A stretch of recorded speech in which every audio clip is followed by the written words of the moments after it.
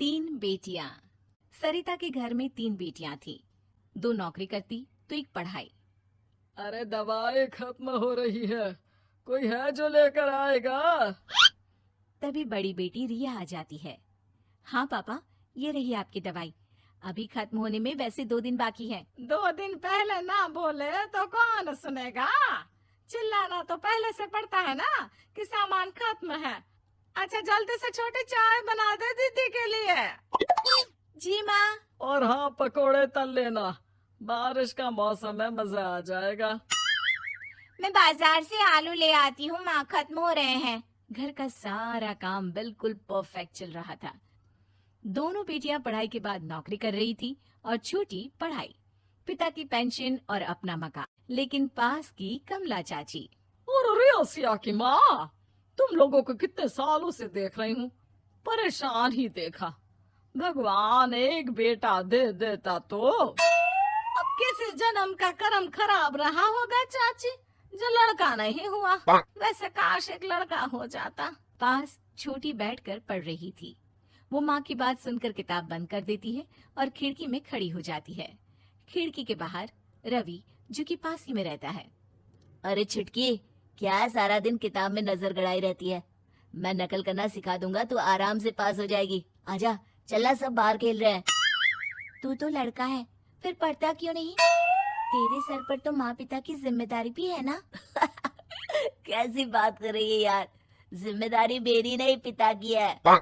पिता की क्या जिम्मेदारी, बता। देख, माता पिता लड़की की शादी के लिए पैसा जमा करते हैं, उसकी शादी कराते हैं, उसे पढ़ाते भी है ना? हाँ, वो तो सभी माता पिता करते हैं। क्या लड़की की शादी नहीं करते? उसकी भी तो करते हैं ना। हाँ करते हैं, लेकिन क्यों, कैसे? सुन, वो लड़के को पढ़ाते हैं इसलिए कि वो बुढ़ापे का सहारा बनेगा।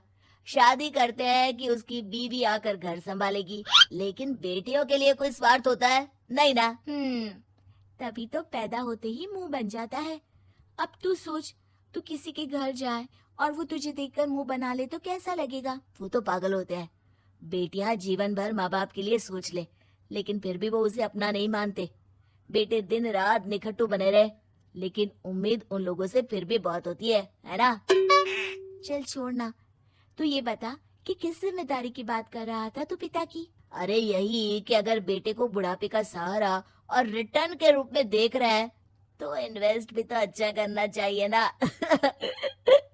छुटकी समझ जाती है कि समाज की सोच क्या है और चाहे जो हो जाए उसे किताब बंद नहीं करनी। तभी वहाँ बड़ी बेटी आ जाती है। माँ, अरे ओ माँ, ये ले मिठाई खा ले। क्या हो गया? लड़का पसंद आ गया क्या कोई? भैया ऐसा हो तो मिठाई ना ही खिला, चली जाएगी तो घर कैसे चलेगा? अरे लड़की को क्या जीवन भर बिठाने का इरादा है? तू बता बेटी, किस चीज की मिठाई खिला रही है? क्या हो गया? अरे पापा, आपको पता है ना, जिस डॉक्टर के अंडर में मैं काम कर रही थी, उन लोगों ने मेरे काम को देखते हुए मेरी स्कॉलरशिप पास करवा दी है। अब अस्पताल में ही क्लास चला करेगी, आगे की पढ़ाई भी और पैसे की कमाई भी। ये तो अच्छी बात है। तू पढ़ जाएगी तो छोटे को भी अपनी राह लगा लेना।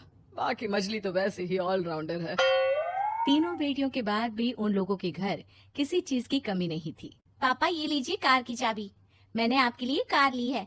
अब आप कहीं भी जाएं तो अपनी कार से जाइएगा। अरे क्या जरूरत थी? जितना खर्च करोगी दहेज मांगने वालों के मुंह भी उतने ही खुल जाएंगे। तो हम दीदी की शादी ऐसे घर में करेंगे ही नहीं जहाँ शादी के लिए पैसे मांगने की जरूरत हो। अरे जो खुद खड़ा नहीं होगा वो हम लोगों के कंधे में क्यों शादी करेगा? क्यों पापा? अरे शादी में तो दहेज मैंने भी लिया था, तो क्या मैं तेरी माँ के कंधे पर हूँ? खुद की पेंशन है, बेटियां कमा रही हैं, मजे हैं। बस एक मलाल है कि बेटा नहीं हुआ। पापा, जब आपने बोला कि मजे हैं, मैं तभी समझ गई थी कि अगली लाइन में आप यही बोलेंगे कि मलाल है। कोई बात नहीं पापा, फिलहाल आप ये कार लेकर घुमाओ। माँ तुम भी जाओ पापा के साथ। दोनों पति पत्नी बेटी की दी गई गिफ्ट कार में बैठकर घूमने निकल रहे थे कि पड़ोसी बोल पड़ता है। अरे भाई साहब, नई कार, यहाँ तो साइकिल भी बेचने की नौबत है। नजर ना लगाइए भाई साहब, जीवन में कार का सपना पूरा होना हम लोगों के लिए तो बहुत बड़ी बात है। हाँ हाँ, लाखों की कार हम हजारों की कमाई वालों के लिए कहाँ मुमकिन थी, ऊपर से तब जब कोई बेटा भी नहीं है। वैसे भाई साहब, आपकी साइकिल बिक क्यों रही है? भगवान की दुआ से तो आपके 4 लड़के हैं। हाँ हाँ, आपको तो हेलीकॉप्टर से घूमना चाहिए। और खाक हेलीकॉप्टर भाई साहब, अब क्या छुपाना, 2 लड़के तो कुछ कमाते ही नहीं, सारा दिन टीवी मोबाइल में लगे रहते हैं। और बड़े 2 जो किसी तरह जिम्मेदार बने भी हैं, बहू के कहने पर 1 पैसा हम लोगों को नहीं देते, ना इज्जत है ना मान सम्मान।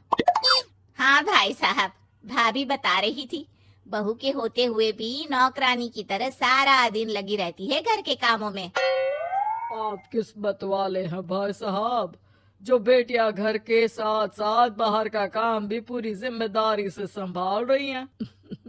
हाँ वो तो है, लेकिन कब तक? एक ना एक दिन तो ससुराल निकल जाएंगी, फिर तो वही हम दोनों और वही पेंशन। आप लोग भी कौन सा संजीवनी बूटी खा कर आए हैं। चलिए चलिए जाइए, नई कार का मजा लीजिए। अच्छा ऐसा करते हैं, मेरी बहन के घर चलते हैं, काफी वक्त हो गया है मिले। दोनों बहन के घर जाते हैं, जहाँ उसकी बहन और उसका पति बैठकर चाय पी रहे होते हैं। अरे भाई भाभी, आज रास्ता कैसे भूल गए आप लोग? अरे हम तो फिर भी भूल गए, तुम तो कभी नहीं आते हमारे घर। अरे कोई आने का साधन भी नहीं है ना, अब बस से आना हम लोगों के बस की बात तो रही नहीं भाई। अरे दीदी, 2 कार थी आप लोगों की, कहाँ गई? भाभी वो तो जिसकी थी वो ले गया। मतलब? 2 बेटे हम दोनों से अलग हो गए हैं, अपनी कार ले गए, अब हम दोनों अकेले, खुद बनाना खुद खाना। भाई बहन के घर से मिलकर बेटी की गिफ्टेड कार में बैठकर निकल जाते हैं। काश हम लोगों को भी लड़का हो जाता।